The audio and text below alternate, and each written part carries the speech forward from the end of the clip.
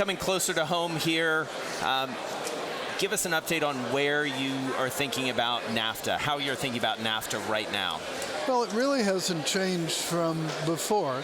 Nafta is an old agreement. It's an obsolete agreement. It does not reflect the current status of either the Mexican economy or the American or the Canadian.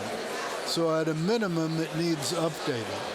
Second, it has a particular problem with the rules of origin, namely how much of what material can be brought in from outside NAFTA and yet get the tariff benefits of NAFTA. In automotive, for example, they did it part by part, and some of those parts aren't even used in cars anymore because technology has changed.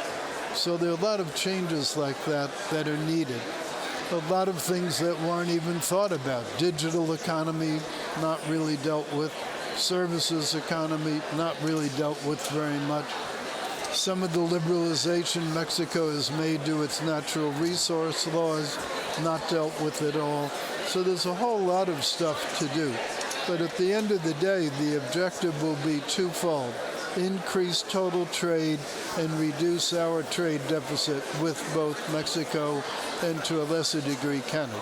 So help us understand the timeline. I know that it sounds like the president spoke with the presidents of both of those countries, both Mexico and Canada, last week. What's the next step? What do you do next with each of those countries? Well, what we're waiting on is the Congress to authorize the TPA, the Trade Promotion Authority. That's the so-called fast track.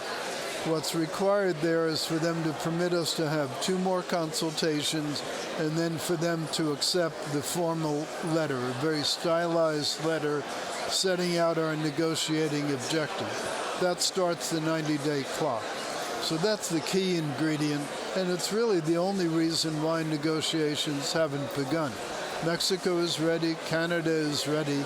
It's been the U.S. Congress that's been the drag. And what are you hearing from the Hill about that timeline, and how soon do you think they'll act there? We think it'll be pretty soon. Some of them were trying to tie it to the confirmation of Bob Lighthizer as the U.S. trade rep. He was reported out of committee the end of last week. There's no real reason he couldn't be voted on very quickly. And while I think that's just an excuse, if he did get confirmed very quickly, that should take care of that.